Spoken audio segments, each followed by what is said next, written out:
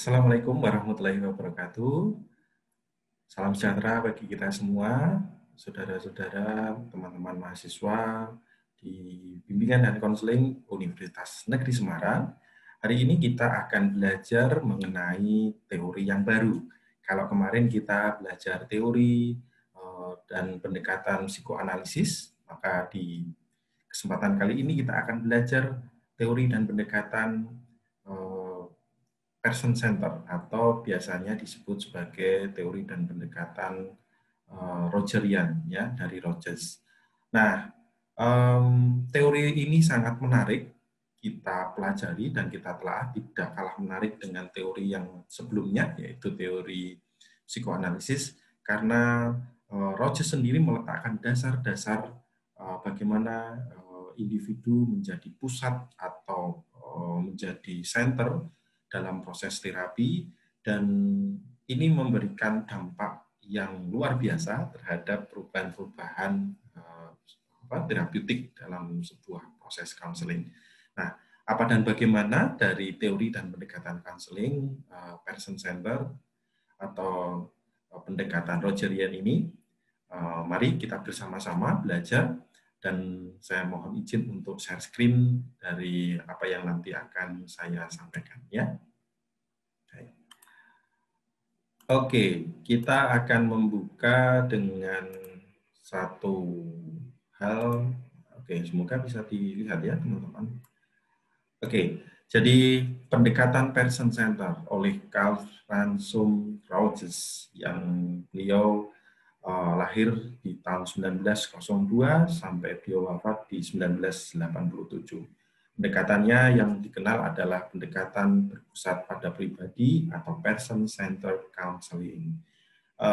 Rogers ini dulunya sebenarnya beliau ini fokus di pendekatannya ya pendekatan non-direktif. Jadi pendekatan direktif adalah pendekatan yang memfokuskan pada sisi-sisi personal atau dalam prosesnya tidak mengarahkan individu atau tidak memfokuskan individu pada sebuah proses konseling yang lebih menekankan pada ahlinya atau pada konselornya yang memberikan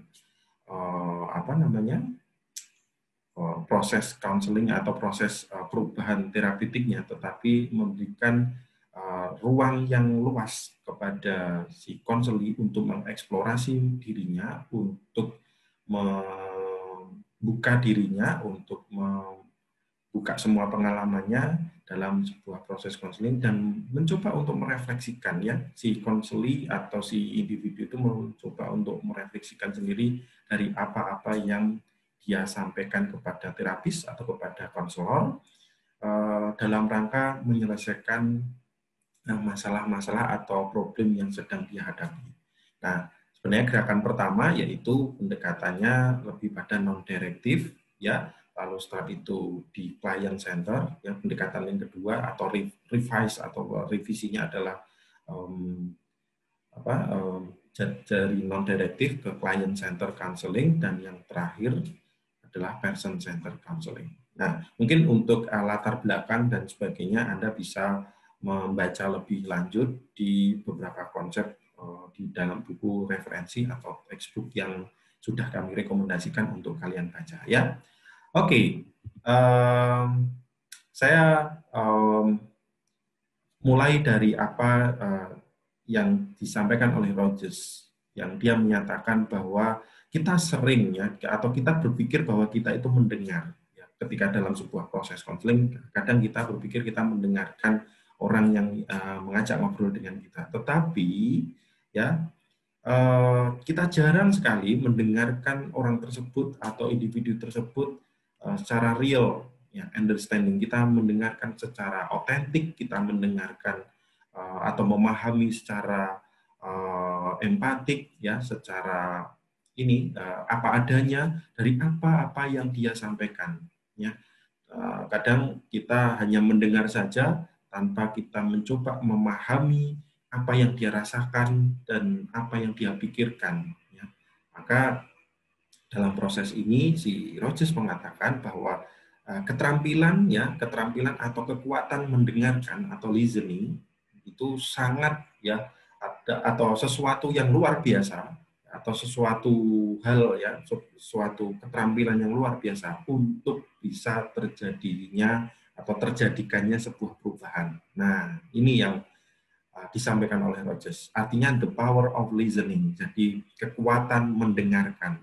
Ada apa dengan kekuatan mendengarkan? Wow, luar biasa sebenarnya. Jadi teman-teman, ketika dalam sebuah proses konseling, kalau Anda lebih banyak menganalisa, yang menurut Rogers yang menganalisa, mencoba untuk menilai apapun yang dia sampaikan, maka sejatinya ini adalah hal atau sesuatu yang tidak powerful atau tidak dalam tanda kutip menurut Rogers tidak punya dampak yang luar biasa terhadap proses perubahan. Kenapa? Karena sejatinya dalam sebuah proses konseling itu lebih banyak konseling itu didengarkan, dipahami, ya,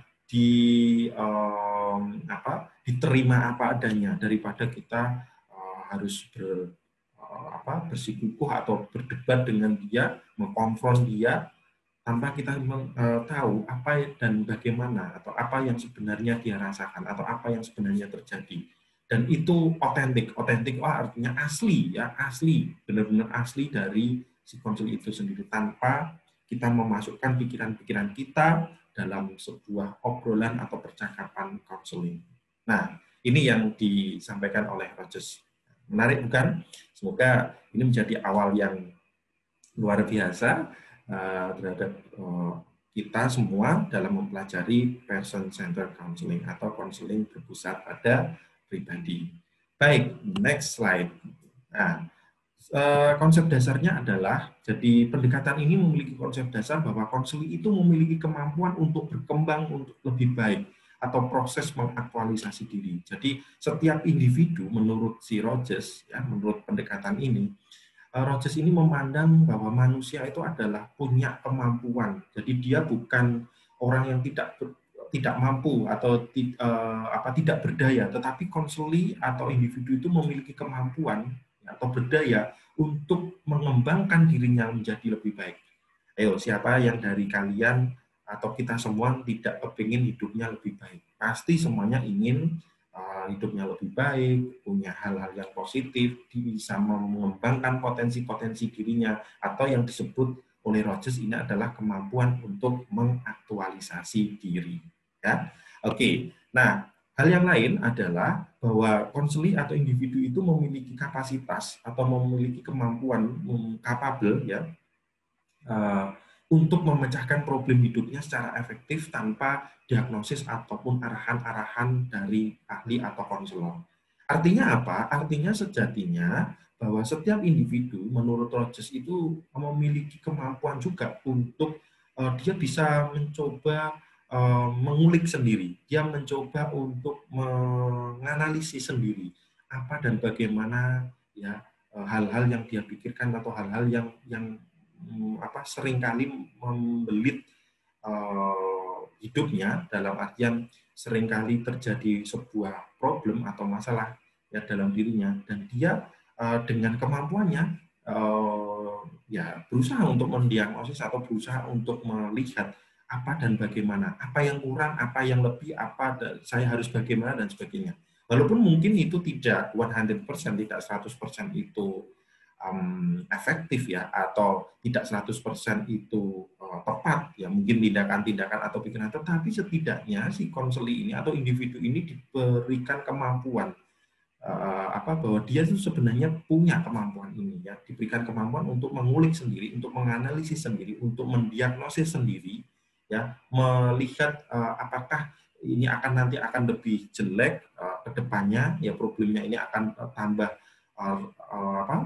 berbahaya atau tambah parah, atau malah justru akan ada harapan untuk menjadi lebih baik, dan tanpa itu harus selalu diarahkan oleh seorang konselor atau seorang terapis atau seorang helper.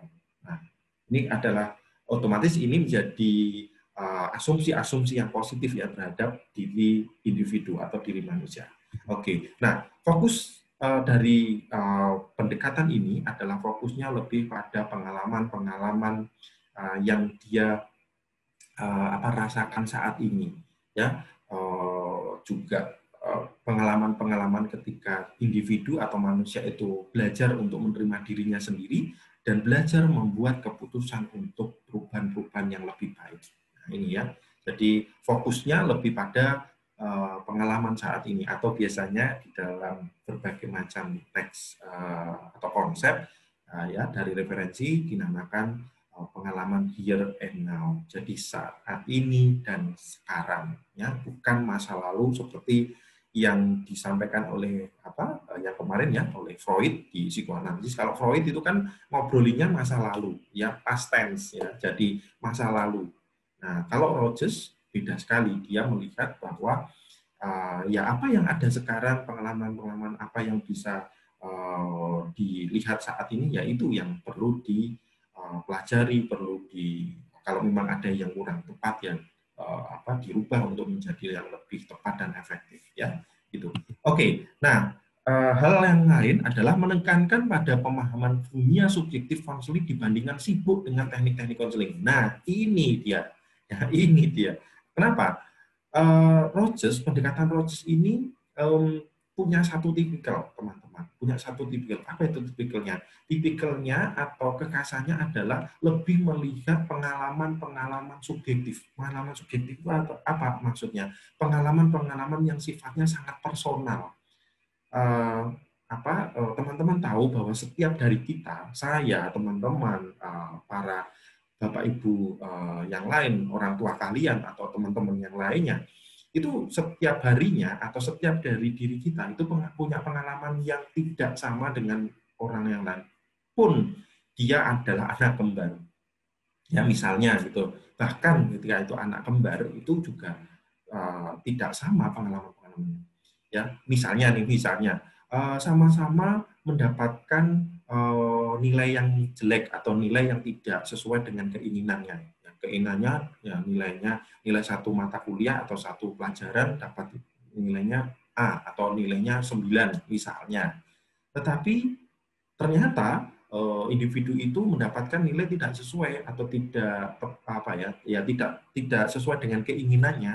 Ya, misalnya nilainya yang tadinya A, kepenginnya A atau 9 malah dapatnya 5 misalnya. Nah, sama-sama mendapatkan nilai yang tidak sama, atau sama-sama mendapatkan nilai yang jelek atau yang tidak sesuai dengan keinginan. Namun, bagaimana respon si individu itu terhadap nilai tersebut, itu pasti akan berbeda. Ya, mungkin ada yang satunya mendapatkan nilai 5, ya dia bersedih ya karena mungkin dalam pengalaman-pengalaman hidupnya dia tidak pernah mendapatkan nilai yang seburuk itu. Tapi ada juga yang mendapatkan nilai 5, mungkin dia tidak berpikir santai-santai saja. Karena apa? Mungkin dia juga memang nggak niat untuk kuliah atau dia tidak niat untuk belajar. Atau ada yang lain, ya respon yang lain. Nah, jadi pengalaman dunia subjektif atau pengalaman dunia batiniah ya atau dunia personal pada diri individu itu sangat diberikan porsi yang sangat besar di pendekatan person-centered counseling ini dibanding teknik-teknik counselingnya, dibanding seperti kemarin ya, dibanding dalam proses konseling itu ada teknik ini, misalnya kalau kemarin belajar psikoanalisis atau mungkin belajar di pendekatan-pendekatan yang lain ada teknik asosiasi bebas, teknik analisis resistensi, misalnya yang kemarin di pendekatan psikoanalisis, atau mungkin nanti ketika Anda mendapatkan pendekatan-pendekatan yang lainnya, nanti banyak teknik-teknik untuk mengubah perilaku, mengubah cara berpikir, mengubah emosi gitu ya, pengubahan emosi itu banyak sekali. Tetapi dalam pendekatan person-centered counseling atau pendekatan berpusat pada pribadi, pendekatan ini tidak terlalu ribet, tidak terlalu fokus dengan teknik-teknik konseling, tetapi lebih pada memahami apa yang dirasakan oleh si konseling, apa yang dipahami dari apa yang disampaikan oleh konseling, apa yang dialami oleh konseling, ya. Nah, ini yang lebih ditekankan. Kenapa? Karena ya memang kita ingin mengenal lebih jauh apa dan siapa si konseli ini, apa dan bagaimana si konseli ini, kenapa dia berbuat begitu, kenapa dia melakukan ini dan itu. Nah, ini akan jauh lebih penting menurut Rogers ya dalam pendekatan person-centered counseling. Nah, yang lainnya bahwa individu yang sehat mental atau individu yang tidak bermasalah ya atau yang sehat ya secara mental, menurut Rogers atau pendekatan ini adalah individu yang selaras atau yang memiliki kesesuaian antara apa yang diinginkannya dengan kenyataannya. Ya, walaupun ya kita tahu bahwa di dunia ini tidak ada 100% apa yang kita inginkan sesuai dengan kenyataannya. Ya, namun sejatinya adalah kita bisa menerima gitu. Kita bisa menerima dengan apa adanya. Kita bisa melihat kejadian-kejadian yang menimpa kita atau yang kita alami ya dengan konteks yang dalam perspektif yang lebih lebih luas gitu ya, yang lebih apa namanya bisa diterima kita dengan apa adanya. Karena apa ya tadi bahwa tidak semua hal yang terjadi di dunia ini itu sesuai dengan apa yang kita inginkan atau sekali lagi selaras gitu ya. Jadi antara apa yang diinginkan dengan apa yang kenyataannya itu bisa bisa bisa kongruen atau bisa sesuai. Nah, walaupun misalnya ketika dia menginginkan tadi ya misalnya dia menginginkan nilainya A, ternyata nilainya tidak, tapi dia bisa menerima, oh ya sudah, mungkin saya kurang belajar, mungkin ada situasi-situasi lain yang tidak efektif saya belajar sehingga nilainya saya begini. Nah, maka itu akan enak, itu akan jadi selaras. Jadi menjadi orang selaras tidak selalu apa yang diinginkan dengan apa yang dinyatakan itu dalam hal ini selaras itu pasti sesuai, tetapi sesuainya itu adalah di balik kesesuaian itu orang atau individu bisa menerima ya kondisi-kondisi, membuka pengalaman-pengalaman baru ya, dan dia mau menjalani proses walaupun pada akhirnya dia memang harus lebih, misalnya kalau tadi belajar lebih keras, lebih terperinci, lebih punya schedule atau punya jadwal. Nah ini ya yang dimaksudkan oleh Rogers bagaimana individu yang sehat mental. Nanti kita akan obrolin lebih jauh lagi. Nah, dan Rogers menyampaikan bahwa perilaku manusia itu pada dasarnya sesuai dengan persepsi tentang pengalaman-pengalaman atau yang disebut sebagai medan fenomenal ya yang dia alami. Jadi intinya adalah bahwa perilaku manusia ketika kita itu berperilaku teman-teman ya ketika kita itu berperilaku maka Rogers itu melihat kenapa kita berperilaku begini dan begitu atau bertindak ini dan itu tidak lain dan tidak bukan itu karena sesuai dengan apa yang kita persepsikan, apa yang kita asumsikan. Ya, kalau misalnya ketika belajar matematika itu nggak enak, kenapa? Karena persepsi saya selama ini belajar matematika itu susah, gurunya nggak oke atau dosennya galak misalnya dan jelimet ya dan sebagainya itu nanti akan berpengaruh kepada bagaimana cara kita bertindak, bagaimana cara kita merasa, bagaimana cara kita merefleksikan atau bagaimana cara kita mempersepsikan tadi. Nah ini kan pasti akan ada sesuatu hal yang menjadi hambatan ya, hambatan pada diri kita, pada diri maksudnya dalam diri individu itu untuk berkembang lebih baik, untuk berkembang atau beraktualisasi lebih baik.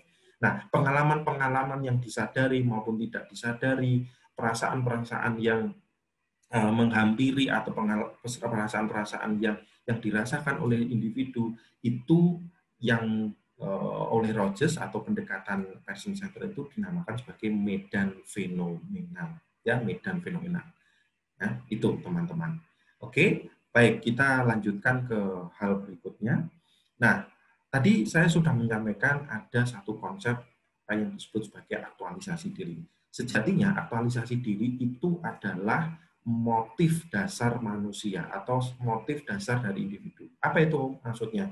Ya namanya motif itu adalah dorongan, motif itu adalah sesuatu yang sifatnya mendasar yang dibutuhkan oleh individu. Maka kebutuhan atau motif dasar individu untuk berbuat sesuatu karena dia memiliki motif dasarnya adalah aktualisasi diri. Nah, tadi saya sudah menyampaikan bahwa apa itu aktualisasi diri? Aktualisasi diri adalah kebutuhan untuk menyalurkan segenap potensi ya diri ya segenap potensi diri yang ada dalam individu tersebut. Jadi apapun, saya yakin teman-teman ya, saya teman-teman dan semuanya pasti punya potensi. Potensi positif maksudnya ya, potensi positif. Kenapa? Ya itu fitrah itu yang memang kita miliki. Jadi ketika ada orang yang mengatakan aku nggak bermakna, aku itu apa sih misalnya, aku nggak bisa apa-apa, ya itu sejatinya adalah obrolan-obrolan atau omongan-omongan yang mungkin menurut pendekatan Rogers itu nggak banget gitu ya, itu nggak banget. Kenapa nggak banget? Karena ya memang pada dasarnya atau hakikatnya manusia itu punya keinginan untuk menyalurkan potensi. Ya, tadi yang saya sampaikan bahwa setiap orang itu kepingin hidupnya lebih baik, bukan tambah belangsak atau tambah banyak hambatan atau tambah runyam ya urusannya. Ya, begitu teman-teman. Nah, hal yang lain bahwa sejatinya aktualisasi diri ini lebih terkait pada kecenderungan individu atau organisme untuk tumbuh dari sesuatu yang sederhana menjadi sesuatu yang lebih kompleks, sesuatu yang simpel dan ke sesuatu yang lebih kompleks. Ya, coba teman-teman bisa melihat bahwa apakah dirimu, ya diri kalian itu yang dengan bentuk yang seperti ini, misalnya secara fisik ya, apakah ada perbedaan dirimu yang sekarang dengan dirimu yang dulu, ya? Ketika kalau Anda jejerkan atau Anda pasangkan, ya Anda pairing, ya Anda misalnya membuat apa? Sekarang kan banyak ya di aplikasi-aplikasi itu ya, aplikasi-aplikasi yang ini ada foto ya, coba kalian jejerkan atau kalian pasangkan ya foto yang mungkin di tahun 2000 berapa misalnya atau 9 berapa misalnya ketika Anda mungkin di SD atau mungkin di SMP dengan kondisi Anda yang sekarang secara fisikal. Nah, pasti ada kan perbedaan dan kepinginnya kan perbedaannya akan lebih bagus, lebih baik gitu. Ya, itu kaitannya secara fisik, apalagi secara psikologis kan begitu. Ya, secara psikis, secara mental. Nah, intinya bahwa individu itu konsep aktualisasi diri itu mulai bergerak dari yang sederhana lebih kepada yang kompleks ya. Jadi dari yang tadinya sangat tergantung pada situasi-situasi atau kondisi-kondisi tertentu menjadi orang yang lebih mandiri. Nah, itu yang tadinya sangat saklek banget ya, takut untuk berekspresi, untuk menyampaikan sesuatu, sekarang lebih menjadi orang yang lebih ekspresif. Nah, itu yang dimaksudkan sebagai aktualisasi diri ya. Oke, nah proses atau tindakan aktualisasi diri itu tidak lain dan tidak bukan juga memerlukan satu effort atau satu usaha. Nah, menurut Rogers, orang untuk melakukan aktualisasi diri atau mengembangkan diri menjadi lebih baik, dia atau manusia itu harus dengan otentik atau dengan apa adanya dia memelihara dan bersedia untuk sakit ya, untuk menderita ya teman-teman, untuk menderita.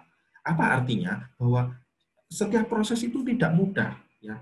Seperti teman-teman sekarang, mungkin teman-teman sekarang, wah kenapa ya kok ada COVID, padahal kan bisa kuliah. Kalau nggak ada COVID kan bisa bertemu dengan dosen, kuliahnya bisa face to face, bisa ketemu dengan teman-teman. Tapi ya gimana karena kondisinya seperti ini, maka ya jalani proses itu, walaupun berat ya dijalani, termasuk juga pada akhirnya kalian kan masuk di jenjang satu level ya, satu level dulu SMP, SMA, sekarang perguruan tinggi kan juga pengen lulus ya, menuju ke kelulusan, menuju ke lulus itu kan juga butuh proses yang panjang dan itu pasti ada senang, ada susah, ya ada bahagia, ada sakit, ada sesuatu yang ya macam-macam ya. Nah, Rogers itu menyampaikan bahwa kalau ingin beraktualisasi diri untuk melakukan atau menyalurkan segenap potensi, maka tindakan aktualisasi itu syarat itu artinya banyak dengan proses di mana kita menjalani kesakitan-kesakitan itu, menjalani penderitaan-penderitaan itu, atau menjalani ya hal-hal yang mungkin tidak semuanya menyenangkan. Ya otomatis kan kalau tidak semuanya menyenangkan, ada hal-hal yang tidak menyenangkan. Tapi bagaimana lagi karena itu sebuah proses. Dan ini dilakukan agar kita memiliki atau kita berubah menjadi orang atau individu yang lebih baik. Nah, kebutuhan untuk memelihara dan mengembangkan individu ya, jadi dalam sebuah tindakan aktualisasi itu di dalamnya ada dorongan untuk memelihara dan untuk mengembangkan diri. Ya tadi yang memelihara apa yang sudah ada kita pelihara, apa ya potensi apa yang sudah kita miliki kita coba pelihara dan kita kembangkan untuk lebih baik. Ya, itu. Nah, ini adalah konsep dari aktualisasi diri.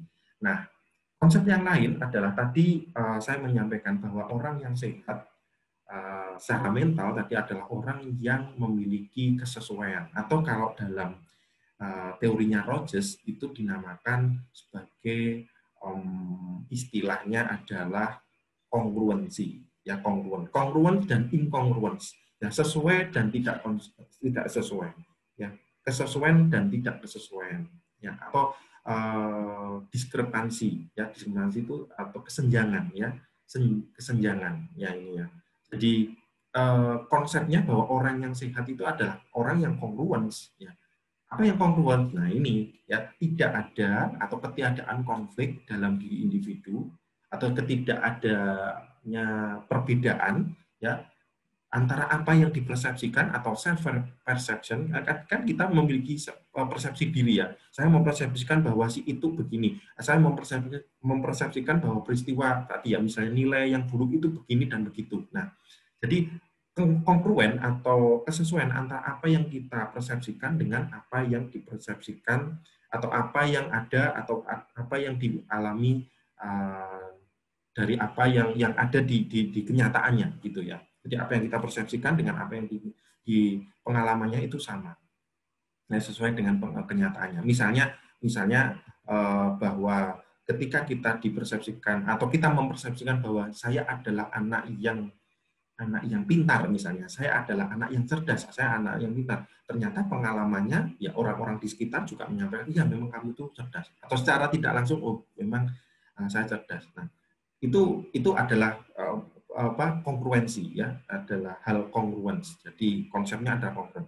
Nah, namun apabila terjadi kesenjangan atau terjadi ketidaksesuaian antara apa yang diri persepsikan dengan pengalaman aktualnya, misalnya tadi ya, saya mempersepsikan diri saya itu adalah anak yang cerdas atau anak yang pintar. Tetapi ketika di pengalamannya, banyak orang-orang yang tidak percaya dengan kita. Malah mungkin ada yang menyampaikan, kamu tuh apa sih? Kayak gini aja nggak bisa. Nah, maka apa? Ya, ini terjadi apa yang disebut sebagai inkongruensi. Nah, atau ketidaksamaan. Tuh, saya merasa diri saya begitu kok. Hanya begini ya, pengalaman aktualnya begini. Nah, ketika itu terjadi teman-teman, maka kondisi ini dapat meningkatkan atau menimbulkan ancaman-ancaman, menimbulkan kecemasan-kecemasan, menimbulkan kegalauan-kegalauan pada diri kita atau ambiguitas pada diri kita. Ya, kebingungan-kebingungan pada diri kita. Ya, atau yang disebut sebagai internal confusion. Ya, jadi kebingungan pada diri, terjadi konflik teman-teman ya, terjadi konflik diri kita. Gimana sih? Kan saya mempersepsikan diri saya begini, tapi kok kenapa kenyataannya begitu gitu ya. Nah, dan kondisi-kondisi itu tanpa kita sadari itu muncul teman-teman. Ya, Anda merasa bahwa Anda sudah jujur untuk menyampaikan sesuatu, tapi malah Anda malah dimarahin sama orang tua. Misalnya, ayo jujur ya, kemarin misalnya Anda diberikan uang saku sekian, ya ternyata Anda mempersepsikan bahwa dengan uang saku sekian ya memang dengan uang saku sekian itu diberikan waktu atau diberikan kesempatan untuk bisa membeli ini atau bisa menabung ini dan ini. Tapi ternyata orang tua melihat pada suatu ketika Anda dalam 1 minggu itu Anda meminta lagi uang pada orang tua, lalu orang tua akan bertanya, loh kemarin kemana? Kan uang sudah kasih uang, kenapa minta lagi? Iya memang sudah kasih uang Bapak atau Ibu, tetapi memang ada kebutuhan lain. Nah, ketika itu orang tidak percaya atau orang tua tidak percaya pada Anda, lalu mengatakan, saya tidak percaya sama kamu. Nah, itu kan tidak sesuai dengan persepsi diri kita, bahwa diri kita sudah mengatakan apa adanya, kita sudah jujur apa adanya, tetapi orang lain ya itu tidak percaya. Maka ini akan terjadi konflik, akan terjadi kecemasan, akan terjadi ancaman pada diri kita. Nah, ini teman-teman. Ya. Nah, ini yang disebut kondisi-kondisi ini yang disebut kalau Rogers dinamakan inkongruensi. Tapi kalau yang tadi yang sesuai adalah kongruensi. Ya, semoga bisa dipahami ya teman-teman dari sisi konsep kongruensi dan inkongruensi. Oke, baik. Nah, selanjutnya tadi saya menyampaikan ya di awal tadi di konsep dasar tadi saya menyampaikan bahwa tindakan-tindakan yang dilakukan oleh individu itu berdasar dari bagaimana individu itu mempersepsikan dari sudut pandangnya sendiri atau sudut pandang internal atau subjektivitas individu atau subjektivitas personal itu sangat dihargai ya. Nah, artinya titik tekannya adalah pada diri dari individu itu sendiri, atau kalau dalam Rogers itu dinamakan sebagai konsepnya sebagai konsep self, ya, teori diri, ya, teori diri, ya. Nah, mungkin kalian bertanya-tanya apa sih self itu? Mungkin kita ya tahu self itu diri, ya. Kalau self itu sama dengan diri, ya. Kalau itu kan hanya ini self ini bahasa Inggris, lalu diri itu bahasa Indonesia. Tetapi bukan itu maknanya. Sejatinya adalah self itu adalah satu konsep, ya, satu konsep yang terbentuk, ya, yang diawali dari proses introyeksi, dari proses introyeksi. Introyeksi itu apa? Introyeksi itu adalah pemasukan atau ya injeksi. Injeksi tahu ya? Injeksi itu kan kayak suntik itu ya. Suntik itu kan memasukkan dari luar ke dalam, ya, memasukkan cairan sesuatu ke dalam tubuh kita. Sama, jadi ada proses introyeksi. Jadi mengambil hal-hal yang ada di luar diri kita, ya, nilai-nilai, hal-hal yang nilai-nilai keyakinan, kepercayaan, ya, prinsip-prinsip yang ada dari luar itu dimasukkan ke dalam diri kita. Secara mungkin tidak sengaja atau kita tidak sadar. Ketika teman-teman menyampaikan, misalnya begini, saya mau bertanya kepada teman-teman, coba kamu ceritakan siapakah dirimu? Nah, ya, misalnya ada orang bertanya, Aan, siapakah dirimu? Mulawarman, siapakah dirimu? Saya adalah A, B, C, D, E, F, G. Nah, apa yang saya sampaikan, itu adalah hal-hal yang memang saya pahami, saya sadari diri saya, yang mungkin bisa jadi itu karena juga proses berpikir saya dicampur dengan apa yang saya maknai dari tanggapan-tanggapan orang lain terhadap saya. Nah, itu teman-teman. Jadi self itu, jadi kita memahami diri kita sendiri bukan dari pure 100% atau murni dari diri kita sendiri, tetapi juga karena ada proses introyeksi tadi, ya, ada proses pengambilan nilai-nilai atau prinsip-prinsip atau keyakinan yang mungkin disampaikan kepada orang lain. Ya, contoh kata, karena saya anak pertama, ya, karena saya anak pertama, mungkin di saat-saat ketika saya kecil saya selalu Mulawarman, kamu adalah anak pertama. Anak pertama itu adalah anak yang bertanggung jawab, anak yang harus bisa jadi contoh oleh adik-adiknya dan sebagainya dan sebagainya. Ini diintroyeksikan, ini masuk pada diri kita. So, teman-teman, jadi ketika saya menyampaikan siapakah dirimu, Mulawarman, nah saya akan menyampaikan saya adalah bla bla bla bla. Saya adalah anak pertama yang harus menjadi role model atau menjadi contoh buat adik-adik saya dan sebagainya dan sebagainya. Nah, saya bisa ngomong seperti itu, teman-teman juga bisa ngomong seperti itu karena apa? Sudah ada ya prinsip-prinsip atau sudah ada nilai-nilai yang mungkin sebelumnya sudah kita terima, dan itu membentuk self, itu membentuk diri, itu membentuk konsep siapakah kita, ya, itu. Nah, individu berperilaku dari hasil pengalaman memaknai dan mempersepsi objek eksternal. Nah, ini tadi yang sudah saya sampaikan, bahwa di dalam self, di dalam diri kita itu melihat bahwa kita melakukan sesuatu atau kita bertindak itu tidak lain dan tidak bukan karena hasil dari pengalaman-pengalaman yang kita dapatkan, hasil pemaknaan atau memaknai dari semua kejadian-kejadian yang ada.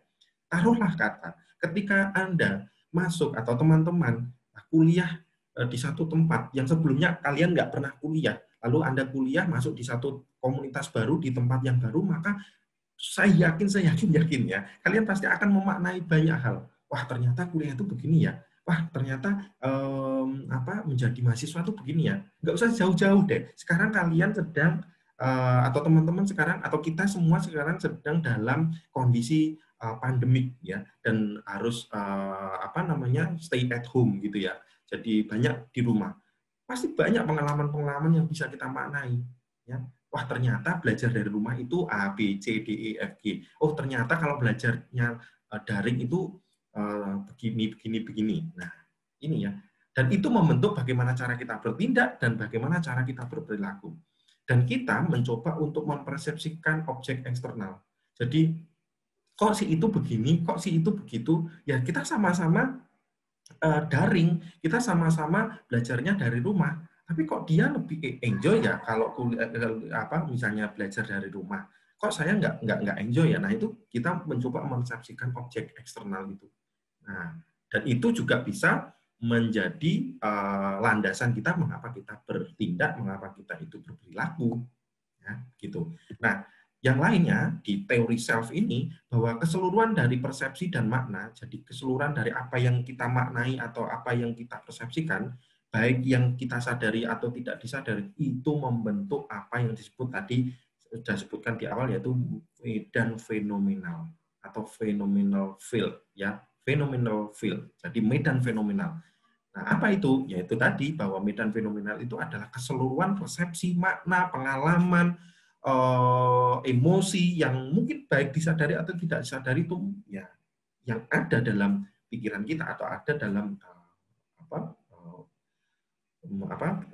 persepsi kita gitu ya.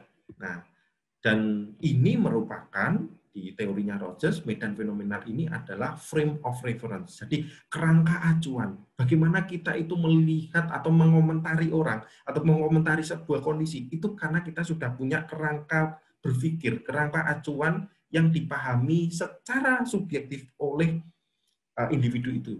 Ya, seperti tadi contohnya bahwa sama-sama mendapatkan nilai buruk, sama-sama mendapatkan nilai yang tidak sesuai dengan keinginan, tapi ada yang satunya biasa, ada yang satunya sangat bersedih, ada yang satunya tidak menghiraukan dan sebagainya.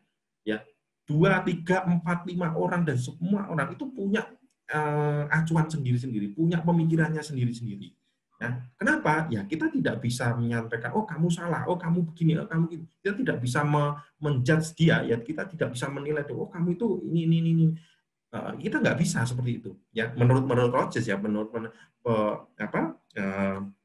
pendekatan ini. Kenapa? Ya karena setiap orang itu punya pengalamannya sendiri-sendiri, teman-teman. Ya, semua orang itu punya hal-hal yang dia dialami itu tidak sama dengan yang lain. Bagaimana kita bisa memahami orang, ya? Bagaimana kita bisa ngejudge orang, sementara sebenarnya kita sendiri tidak ada dalam posisi itu pun, atau bahkan kadang-kadang kita tidak pernah mengalami seperti apa yang dia alami. Kita tidak pernah merasakan apa yang dia rasakan. Itu akan sangat susah dan bayangkan ketika kita menyampaikan pada orang lain, Pak, nilai saya tidak sesuai dengan keinginan saya, sangat sedih sekali. Padahal nilai ini atau dari mata pelajaran atau mata kuliah ini saya benar-benar punya harapan mendapatkan nilai yang sangat bagus. Dan serta-merta kita yang mendengarkan, itu biasa. Saya dulu juga begitu, nilainya juga bla bla bla bla bla bla. Coba Anda rasakan. Coba Anda pahami. Apakah ini yang dinamakan kita memahami orang lain, kita memahami subjektivitas atau frame of reference orang lain? Menurut Rogers, ya kita sebagai seorang helper atau kita sebagai seorang konselor, ya perlu memahami lebih lanjut ada apa dengan dia.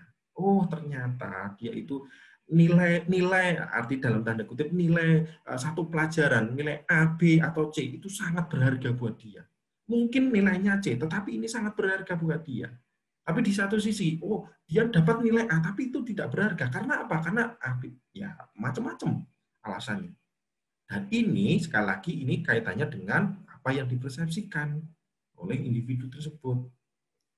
Nah, yang lain adalah tadi saya sudah menyampaikan bahwa kita memiliki apa yang disebut konsep diri. Siapakah kita? Nah, sekali lagi bahwa konsep diri itu merupakan representasi. Representasi itu adalah perwujudan, ya, perwujudan atau representasi dari pola-pola, dari hal-hal yang kita persepsikan, yang sudah kita organisir, yang sudah kita tumpuk, yang sudah kita pahami, yang sudah kita kumpulkan bersama, dan itu sifatnya konsisten, ya, dan konsisten, ya, tanpa kita sadari, ya, tanpa kita sadari itu konsisten. Bahwa ketika ditanya Muhawarman, siapakah dirimu? Saya adalah bla bla bla, itu relatif konsisten. Kenapa? Ya itu yang saya pahami, itu yang saya sadari. Gitu. Nah, itu yang dinamakan sebagai teori self. Nah, di teori self sendiri sebenarnya tadi kita sudah menyampaikan ada dua bentuk. Ya, ada dua bentuk atau ada dua bagian, teman-teman. Ada yang dinamakan self concept dan ada yang dinamakan ideal self. Ya, ada yang dinamakan self concept dan ada yang dinamakan ideal self. Apa self concept itu? Tadi penggal tadi sudah saya sampaikan, konsep diri atau siapakah saya, siapakah diri kita, itu sejatinya adalah konsep atau kesan atau penilaian diri terhadap ya dirinya sendiri, kita terhadap diri kita sendiri, ya kesan orang terhadap dirinya sendiri, atau semua aspek keberadaan diri dan pengalaman seperti apa yang dipahami oleh individu tersebut, meskipun atau walaupun itu tidak selalu akurat, itu tidak selalu benar. Ya tadi bahwa saya itu begini ya iya, tetapi belum berarti belum tentu itu benar, karena bisa jadi kita melihat atau kita menilai pada diri kita sendiri tidak proporsional, teman-teman.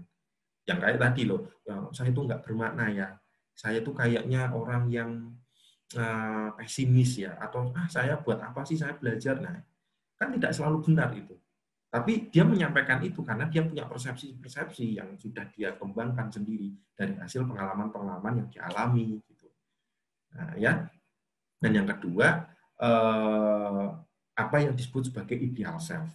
Ya, tadi ada konsep diri, ada diri sebagai dikonsepsikan sebagai ideal. Ya, seperti apa yang dia inginkan atau apa yang diharap-harapkan, yang di ya ideal itu kan berarti yang diidam-idamkan kan begitu.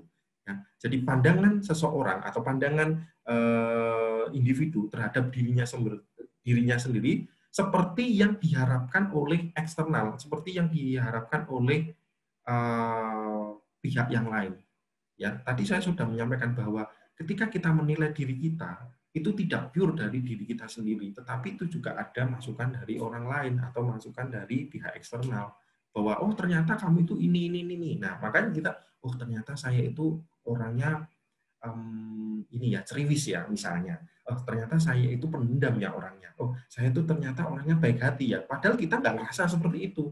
Nah, ideal self inilah yang juga ada dalam diri individu itu. Jadi self, jadi diri itu dibagi dua bagiannya, ada dua bagiannya, ada diri sebagai dirinya sendiri atau self concept dan diri sebagai apa yang diidam-idamkan baik dengan dirinya sendiri maupun yang hasil dari penilaian dari orang lain. Ya, oke. Semoga teman-teman bisa memahami beberapa konsep ini ya. Tadi dari aktualisasi diri, lalu dari self ya, lalu juga dari kongruensi, inkongruensi. Semoga di beberapa konsep ini kalian bisa memahami dengan sejelas-jelasnya. Karena kalau misalnya belum paham, oke nanti kita bisa berdiskusi lebih lanjut ya. Oke. Nah ini struktur kepribadian. Kalau kemarin teman-teman belajar di psikoanalisis ada struktur kepribadian dibagi jadi 3, ada id, ego, super ego. Nah di struktur kepribadiannya Rogers ini si Rogers ini membagi menjadi 3 juga ya, ada organisme atau organisme, ada medan fenomenal dan ada self. Nah Anda bisa lihat self itu adalah bagian paling kecil teman-teman, yang terdalam ya, yang paling paling fokus ya, paling center ada di situ ada self. Nah, self itu berkembang karena ada medan fenomenal. Nah, medan fenomenal itu ya karena ada organisme. Organisme itu ya diri secara umum, diri secara ya manusia atau organisme atau sesuatu yang universal gitu ya. Nah, ini.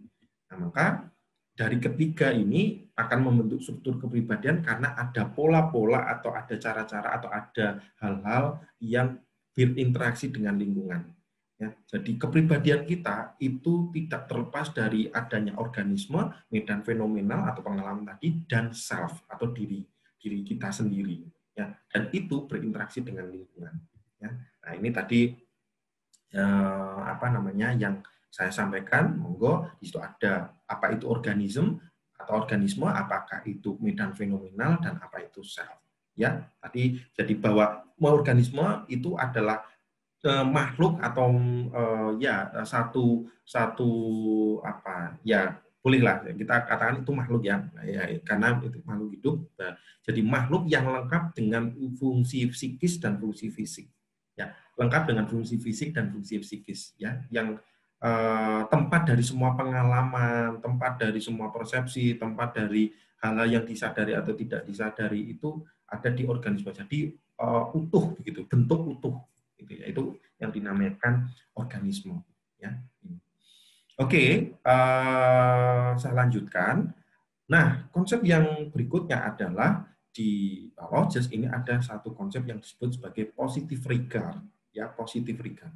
Oh, positive regard itu apa sih? Positive regard itu, jadi begini ceritanya, ya, ceritanya bahwa semua individu atau semua manusia itu butuh, ya, membutuhkan, ya. Siapa yang bilang tidak membutuhkan penghargaan, tidak membutuhkan penerimaan, tidak membutuhkan penghormatan, tidak membutuhkan hal-hal yang dia rasakan sebagai satu kehangatan, satu penerimaan yang tulus, ketulusan. Nah, ini yang dinamakan bahwa kita selalu memiliki apa yang disebut sebagai penghargaan positif atau yang disebut sebagai positive regard.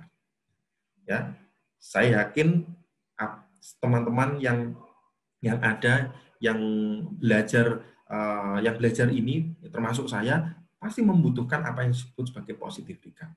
Nah, positive regard itu sangat penting, ya, punya fungsi atau punya guna, punya manfaat. Kenapa? Apa manfaatnya atau apa gunanya? Gunanya untuk membentuk pribadi yang tadi, yang congruence, yang selaras, yang ya tadi ya, yang sehat. Maka bila ingin menjadi orang yang sehat, maka atau menjadi orang yang utuh tadi, maka berikan karena kita membutuhkan, ya, maka kita berikan atau kalau saya menyampaikan kepada Anda menyampaikan kepada saya, maka kita berikan apa yang disebut sebagai unconditional positive regard.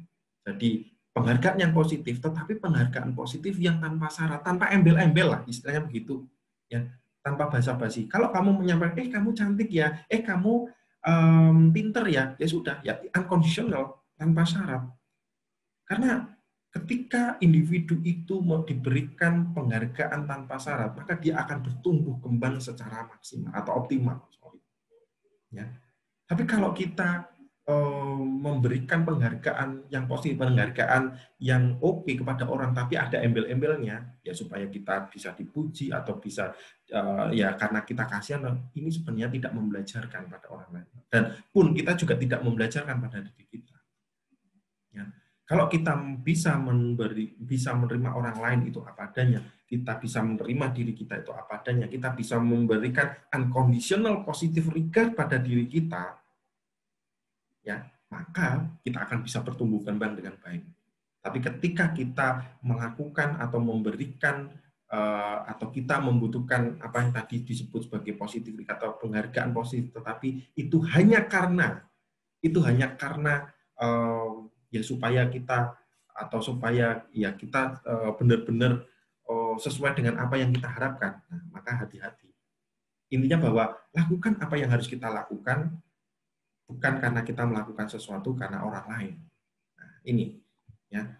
Nah, ketika pemenuhan penghargaan itu bersyarat tadi, ya, kalau opposite-nya atau pertentangannya adalah kalau yang oke itu unconditional positive regard, maka yang tidak oke adalah condition of worth atau conditional positive regard. Jadi ketika penghargaan yang positif atau condition of worth, ya, dalam beberapa konsep itu disampaikan seperti itu, maka itu akan menyebabkan individu itu tidak menjadi dirinya sendiri, tidak tahu dirinya sendiri. Katakanlah bahwa kita, wah kamu orang yang baik hati, ya, padahal sebenarnya dia bukan orang yang baik hati, tapi karena kita, ya, asal Bapak senang gitu, ya, ABS, ya, jadi ya supaya kita mendapatkan sesuatu dan dia, ya, yang penting biar dia senang lah. Nah, hati-hati, justru itu tidak membelajarkan. Sebenarnya bukan, mungkin berpikirlah, Pak, kalau langsung to the point misalnya, langsung katakan, wah kamu jelek misalnya, kan itu sangat menyakiti. Bagaimana cara kita, ini justru bagaimana cara kita menyampaikan kepada dia.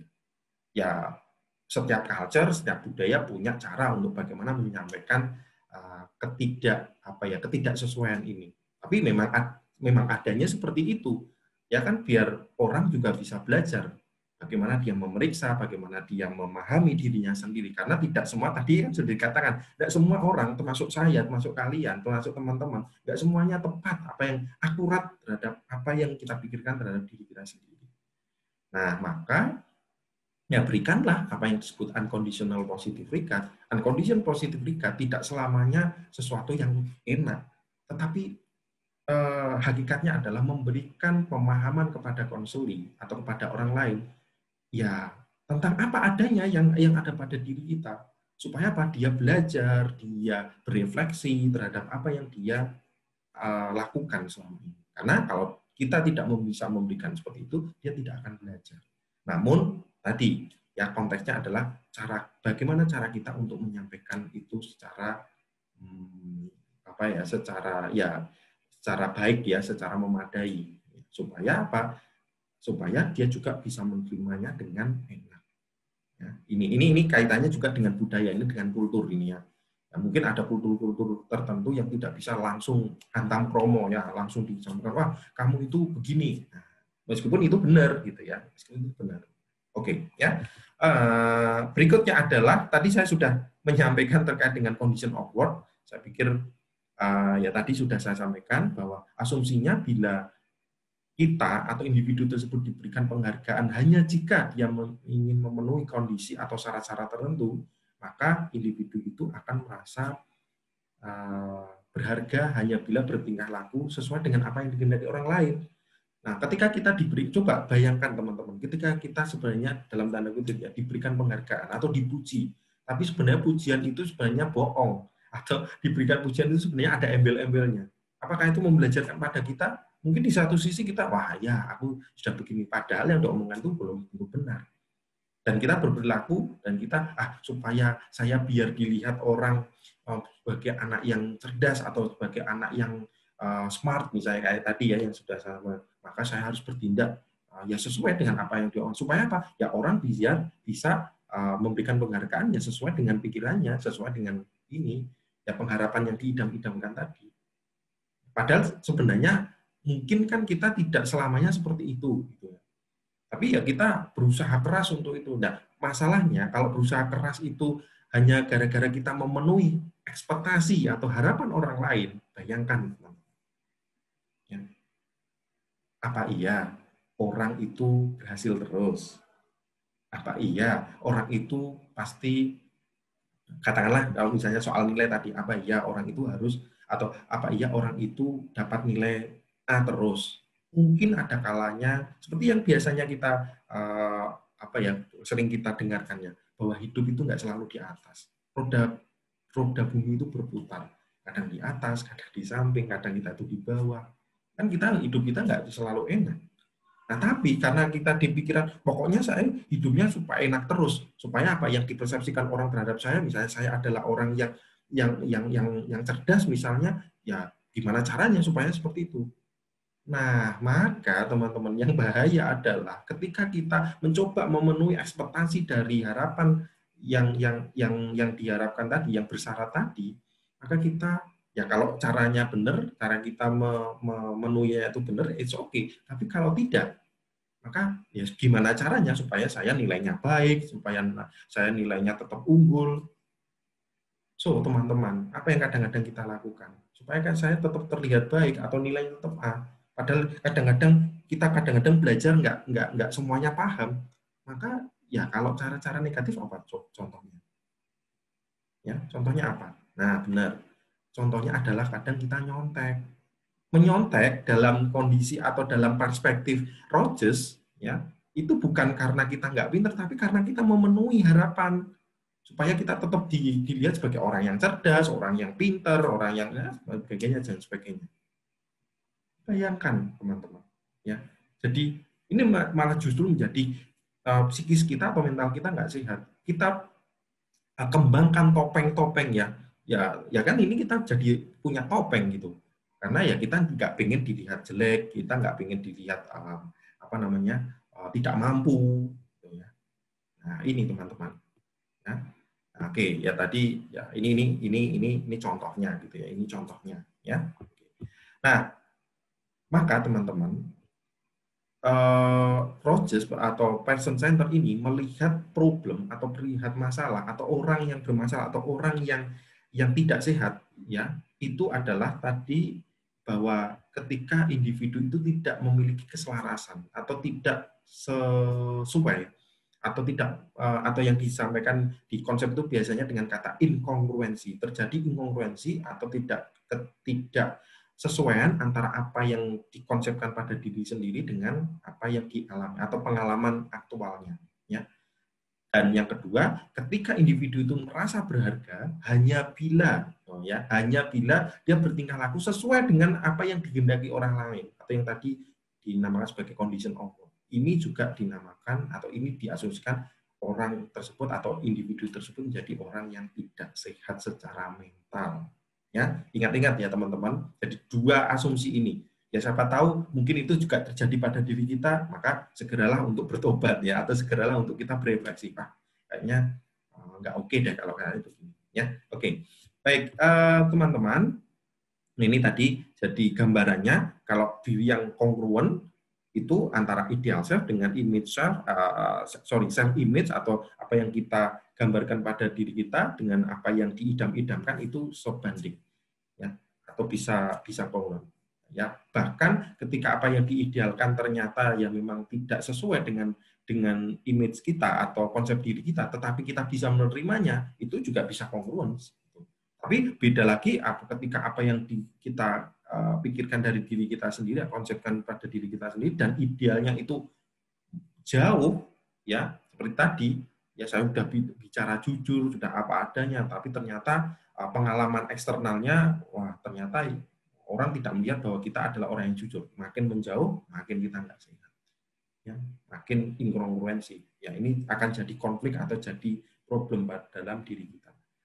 Nah, maka teman-teman, kita masuk nih di segmen berikutnya segmennya adalah kita masuk ke tujuan konseling. Maka di tujuan konselingnya atau tujuan perubahan terapeutiknya di pendekatan konseling person center ini tidak lain dan tidak bukan, yaitu yang pertama membantu konseli atau membantu individu atau healthy atau orang yang kita tolong untuk mencapai dan mengembangkan aktualisasi dirinya secara optimal.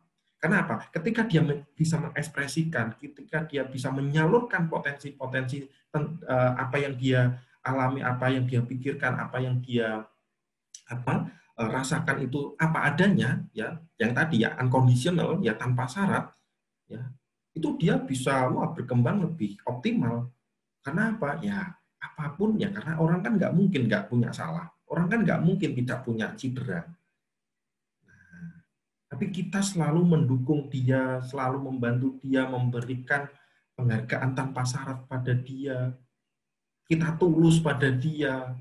Nah, ini yang sebenarnya diharapkan oleh si Rogers atau konseling berpusat pada pribadi. Ya, supaya apa? Ketika individu itu bisa mengaktualisasi dirinya, maka dengan sendirinya dia bisa menghandle atau dia bisa mencoba untuk menyelesaikan problem-problemnya, ya, gitu.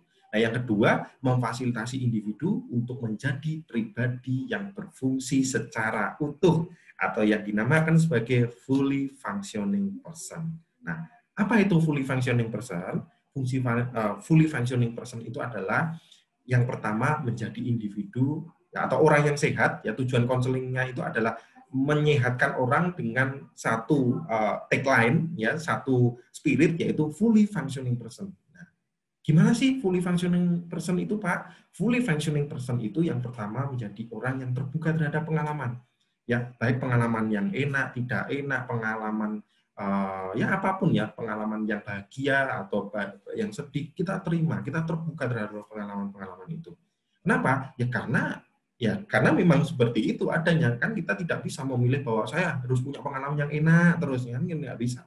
Ya, tapi ketika kita terbuka terhadap pengalaman-pengalaman yang ada, maka dengan sendirinya kita akan melihat, oh ternyata banyak orang yang jauh lebih belangsak ya hidupnya daripada kita. Banyak orang yang hidupnya jauh lebih menyakitkan atau lebih menderita daripada saya. Nah, itu ketika kita membuka pengalaman-pengalaman itu. Yang kedua, percaya pada diri kita sendiri. Artinya bahwa bukannya apa namanya gede rumongso atau pede banget itu bukan, tetapi kita mencoba untuk mempercayai pada kemampuan-kemampuan kita. Karena seringkali contohnya yang tadi ya, contohnya ketika anak yang mencontek tadi, seringkali kita mencontek bukan karena kita nggak pintar, tetapi karena kita tidak percaya terhadap diri kita sendiri. Kita nggak yakin bahwa kita itu bisa, ya. Nah, ini kalau dalam proses konseling person centered ini ditumbuhkan, ini disadarkan teman-teman. Kamu itu menjadi orang yang percayalah sama diri. Kamu itu mampu, udahlah kamu itu mampu sebenarnya. Teman-teman itu mampu sebenarnya belajar teori konseling yang ya kan mungkin kalian mulai wah kok teorinya berat-berat gini ya Pak. Wah, teorinya kok apa ya? Apa ngeri-ngeri kayak gini ya gitu ya. Bukunya juga tebel-tebel. Percaya, yakin kalau kalian tuh bisa. Tapi kalau dari awal persepsinya udah nggak, kayaknya nggak bisa deh, ya sudah, wassalam. Kan gitu. Ya. Dan yang ketiga adalah mencoba mengevaluasi apapun yang kita alami atau yang kita rasakan dari sumber internal, dari diri kita dulu. Atau bahasa lainnya mungkin supaya lebih enak kita mencoba untuk berefleksi atau berintrospeksi diri. Ya. Cobalah dalam satu hari ini kita sudah ngapain aja. Nanti kalau dalam satu hari, misalnya pada waktu malam hari ketika kita beribadah misalnya, atau kita waktu kontemplasi atau waktu kita merenung, kita coba apa ya hari ini kita sudah apa ya. Oh, ternyata saya sudah ABJ. Kita mencoba untuk berintrospeksi. Nah, ini yang diinginkan oleh person center ya, atau pendekatan ini. Dan yang keempat atau yang terakhir adalah bahwa orang yang berfungsi secara utuh adalah orang yang punya keinginan untuk selalu berkembang, untuk selalu menjalani prosesnya dengan apa adanya. Mau menjalani proses, intinya begitu teman-teman. Ya, bahkan berdarah-darah pun dia akan alami itu proses itu. Kenapa? Demi apa? Ya bukan demikian, tetapi ya demi apa yang dia inginkan, apa yang kita inginkan secara lebih baik. Teman-teman nggak akan bisa lulus kalau nggak kuliah dari semester 1, 2, 3, 4 dan sebagainya. Kan itu yang harus dijalani. Nah, kalau semester-semester itu kita tolak, ya gimana kita bisa ngomong lulus kalau semesternya aja kita sudah denial, atau kita sudah sangkal, atau kita sudah reject, kan begitu. Ya. Nah, intinya maka yang keempat ini adalah orang yang sehat atau orang yang berfungsi secara utuh, orang yang mau menjalani prosesnya, ya, tentunya dengan apa adanya, ya. Nah, di kondisi atau di tujuan-tujuan itu tadi sudah disampaikan bahwa berikan atau bantu si konseling itu untuk bisa beraktualisasi diri. Nah, teman-teman, dalam konsep Rogers, dalam konsep konseling berpusat pada pribadi atau person-centered counseling, ya, untuk membantu individu itu supaya berkembang lebih baik, maka diperlukan kondisi-kondisi fasilitatif yang memang diperlukan dan mencukupi untuk terjadinya sebuah perubahan terapeutik. Artinya apa? Kalau kamu ingin, maksudnya kita ya, kalau kita ingin membantu orang, kalau orang itu atau konseling kita itu supaya bisa sehat, maka nggak usah jauh-jauh caranya, atau nggak perlu repot-repot caranya. Kalau tadi kan di awal saya sudah menyampaikan bahwa person center counseling ini tidak ribet dengan tekniknya, tetapi cukup. Nah, ini yang disampaikan oleh Rogers, cukup memberikan kondisi-kondisi yang fasilitatif. Fasilitatif itu apa? Ya kondisi-kondisi yang bisa membantu si konseling itu supaya dia bisa lebih berharga, dia bisa lebih nyaman dengan dirinya sendiri, dia bisa lebih menyadari dirinya sendiri. Nah, dengan apa? Nah, inilah yang dinamakan kondisi fasilitatif. Dengan yang pertama, berikan dia empati. Mari kita berempati dengan si konseling.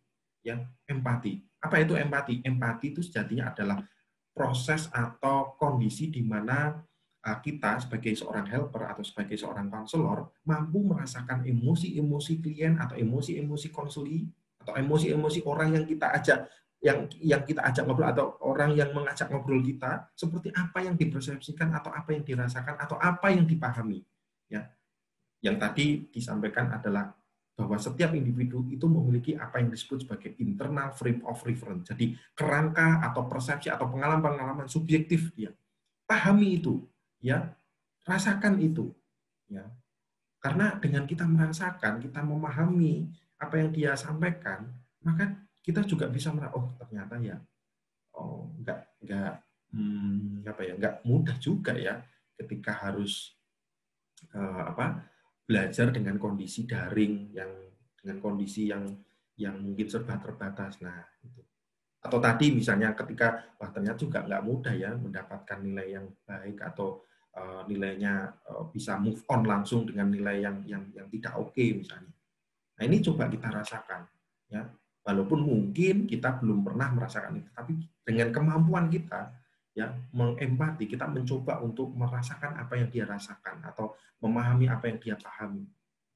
Tanpa catatannya adalah tanpa kita hanyut dari apa yang dia sampaikan, tanpa kita keluar dari peran kita sebagai seorang helper. Nah, itu empati ya. Beda lagi dengan simpati. Kenapa? Karena kalau simpati ya sama merasakan, tetapi malah kita ikut hanyut di situ. Malah kadang-kadang malah kita sendiri berlebihan memahaminya, merasakannya.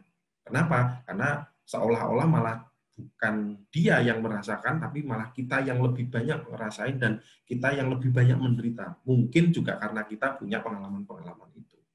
Ya, ini. Nah, yang kedua adalah kondisi fasilitatif yang kedua adalah memberikan perhatian atau penghargaan yang positif tanpa syarat yang tadi ya. Jadi penerimaan atas apa yang dilakukan orang, apa yang dialami orang, ya tanpa harus menghakimi, tanpa harus memusuhi, tanpa harus kita menganalisa. Ya, kenapa? Orang nggak butuh apa-apa kok teman-teman. Dia hanya ingin diterima saja. Ya. Contoh begini. Kalau teman-teman datang terlambat ke kelas, sebenarnya teman-teman tahu nggak kalau itu salah? Kalau itu tindakan yang tidak sesuai atau tidak sesuai dengan ketentuan atau itu melanggar ketentuan. Paham kan? Jadi kondisi fasilitatif yang kedua adalah memberikan penghargaan tanpa syarat, tanpa harus kita menghakimi, tanpa kita harus memusuhi, tanpa kita harus menganalisa. Karena apa? Kadang-kadang orang itu hanya ingin dipahami atau orang itu hanya ingin didengarkan tanpa harus kita memberikan A, B, C, D atau nasihat A, B, C, D, E, F, G. Ya, seperti tadi yang sudah saya sampaikan bahwa kadangkala atau acap kali, misalnya ketika teman-teman datang terlambat di sekolah atau datang terlambat di perkuliahan, Anda tahu kan kalau itu salah. Anda tahu, kita bisa merasa bahwa kita melanggar aturan misalnya. Tapi itu tidak perlu dicerewetin atau itu tidak perlu kita disalah-salahkan karena kita tahu bahwa itu salah. Maka dalam proses konseling Passion Center ini cukup kita mencoba menerima dia. Ya, menerima dia tanpa syarat, mencoba mendengarkan dia, mencoba untuk ya sudah, oke. Ya. Bahwa memang begitu adanya tanpa kita harus memusuhi, apalagi kita menghakimi, wah kamu ya begini. Nah, menurut Rogers itu tidak akan efektif, teman-teman. Karena apa? Sejatinya memang diri itu sudah tahu. Tadi kan di awal saya sudah menyampaikan setiap diri sudah tahu bahwa dia memiliki memiliki kemampuan untuk bisa mengkonstruk atau bisa meregulasi atau beraktualisasi diri. Nah, ini sebenarnya dia sudah memiliki ya. Ini. Dan yang ketiga adalah bahwa kondisi fasilitatif adalah kita mencoba untuk menjadi orang yang genuine, orang yang tulus, teman-teman. Jadi pribadi yang kongruan, pribadi konselor yang tadi yang berterus terang, yang tidak dibuat-buat. Sampaikan itu apa adanya. Kalau baik ya baik, yang kalau jelek ya jelek. Tetapi ya tadi ya saya sudah sampaikan ya, sampaikan itu dengan santun. Sampaikan itu dengan bahasa yang apik, bahasa yang sesuai, bahasa yang lebih mencerahkan daripada tadi yang kita ngejudge dia, sudah ngejudge dengan bahasa yang maaf itu menyakitkan sekali.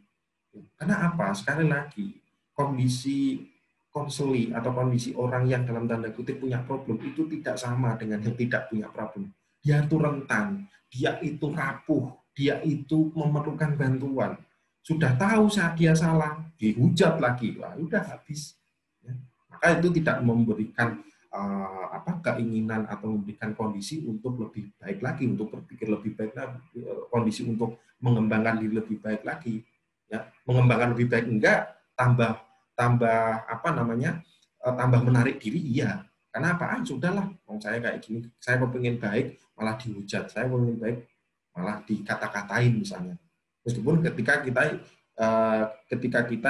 juga tidak bisa, kita menyampaikan kepada dia misalnya ya bukan itu maksud saya. Nah, tetapi kalaupun kita menyampaikan bukan begitu maksud saya, tetapi dipahami oleh si konseli adalah sesuatu yang menyakitkan, ya sudah selesai. Ya, maka sekali lagi kondisi-kondisi fasilitatif ini yang sejatinya, yang sebenarnya bisa, ya, yang senyatanya bisa memberikan perubahan-perubahan terapeutik atau perubahan-perubahan pada diri konseling untuk menjadi pribadi yang lebih baik atau pribadi yang sehat secara mental, ya itu. Nah, adapun beberapa peran dan fungsi konselor di sini, ya tadi karena tidak ribet dengan teknik, maka sejatinya konselornya lebih banyak untuk punya sikap kongruen, ya punya sikap apa adanya, tulus, jujur, menghargai tanpa syarat, empatik, mendengarkan secara ya tadi memahami secara real, ya bisa mencoba untuk memahami lebih lanjut, lebih mendalam, ya dan ya fokus terhadap pengalaman-pengalaman subjektif atau pengalaman-pengalaman personal dari si konseli, bukan malah mengambil pengalaman-pengalaman orang lain atau malah diri kita ditawarkan kepada dia. Ya, dengarkan dia apa adanya. Karena pribadi ini unik, ya. Konseli ini unik, ya. Konseli ini adalah barang yang sangat berharga dalam tanda kutip, ya. Sesuatu yang sangat berharga. Sesuatu yang sangat berharga yang kita bisa ulik atau kita bisa eksplorasi dia sedalam-dalamnya. Karena dengan kita mengeksplorasi dia, kita mendengarkan dia dengan apa adanya, kita akan tahu apa dan apa, mengapa dan bagaimana, ya, si konseli ini atau apa dan bagaimana tindakan dia, ya. Nah, beberapa tahapan konseling yang ada di Rogers atau di Person Center Counseling ini sebenarnya ada banyak. Ada, kalau di beberapa konsep itu ada sekitar 7 ya, 7 atau 14 ya. Ini karena memang ada beberapa variasi, namun sejatinya saya coba untuk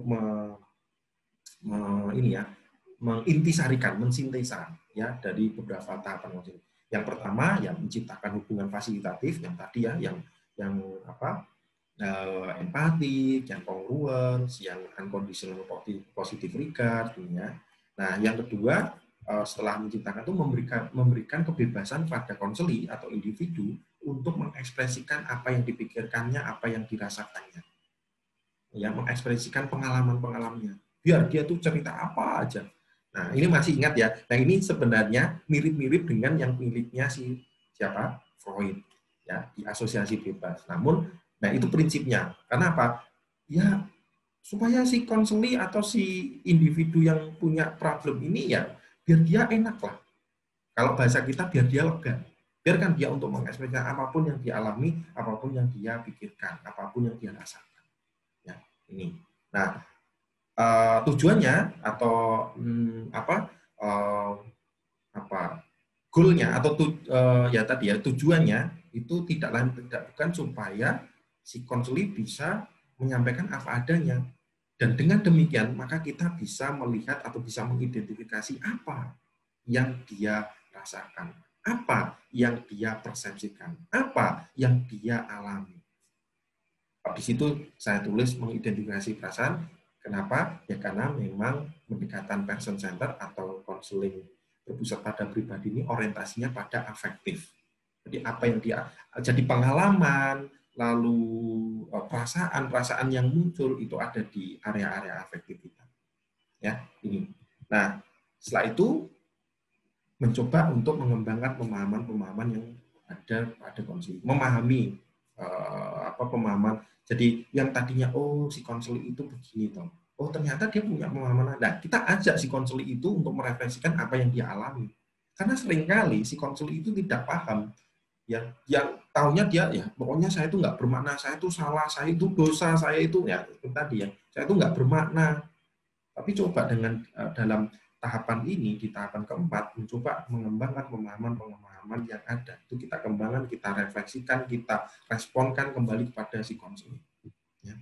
Nah, yang Berikutnya adalah mencoba merefleksikan. Merefleksikan itu berusaha untuk merespon dan menyampaikannya kembali kepada konseli ya dengan pengalaman untuk bisa lebih terbuka pada pengalaman, bisa lebih terbuka pada perubahan-perubahan. Ya, oke, itu beberapa tahapan-tahapan ya tentunya misalnya ditanyakan apakah itu nggak ada terminasinya Pak? Ya tetap ada terminasinya. Cuma saya melihat dan memetakan tahapan-tahapan itu secara ringkas ya, tahapan-tahapan si proses ini secara ringkas ya. Nah, beberapa teknik spesifik. Nah, ini coba kita lihat ya, teknik spesifiknya si Rogers atau Rogerian ini seperti apa, atau pendekatan berpusat pada pribadi ini seperti apa? Apakah ada teknik-teknik spesifik yang khusus, misalnya dia melatih apa gitu, melatih cara dia berpikir atau bagaimana cara dia melakukan kalau di Freud itu misalnya si konseli resisten terhadap apa yang dia pahami atau menganalisis mimpinya. Nah, kalau di Rogers ini tidak ada hal-hal yang seperti itu. Lebih banyak menekankan bagaimana keterlibatan atau involvement ya secara penuh ya dari konselor atau helper sebagai pribadi yang terapeutik, yang menyehatkan, yang mendamaikan dalam hubungan konseling. Lucu kan? Atau apa ya? Bukan lucu atau mungkin aneh kan gitu.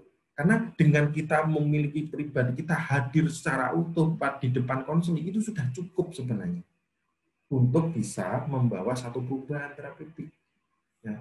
Terlebih lagi si konselor memberikan kondisi-kondisi fasilitatif tadi, yang empatik, yang unconditional positive regard, yang kongruen, yang tulus, itu sudah sangat cukup sudah memberikan perubahan. Karena si konseling juga belajar loh, ya. Si konseling itu juga belajar, bukannya dia nggak belajar, dia juga belajar dari apa obrolan-obrolan dengan kita gitu ya. Lalu juga banyak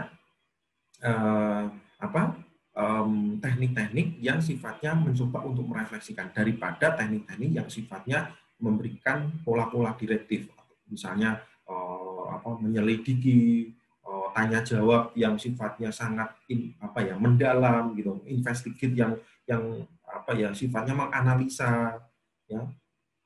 Jadi meminimalisir teknik-teknik yang sifatnya begini ya, sangat direktif ya. Karena supaya apa? Supaya si konseling itu ya biar bisa bicara apa adanya dengan bahasa dia. Gitu ya. Nah, dan lebih memaksimalkan tadi sudah saya sampaikan dalam aspek mencoba memahami, mendengarkan, ya secara aktif, mencoba untuk merefleksikan perasaan, ya, mencoba untuk mengklarifikasi, ya dari apa yang disampaikan oleh konseling. Ya, baik, mungkin itu beberapa hal. Terima kasih atas perhatiannya, teman-teman. Semoga tayangan yang ringkas ini bisa memberikan pemahaman pada teman-teman terkait dengan pendekatan konseling berpusat pada pribadi atau person-centered counseling atau counseling Rogers. Ya, baik. Sampai ketemu di kesempatan yang lain. Selamat belajar dan jangan lupa bahagia. Wassalamualaikum warahmatullahi wabarakatuh. Selamat beraktivitas dan selamat belajar. Counseling, yes we can.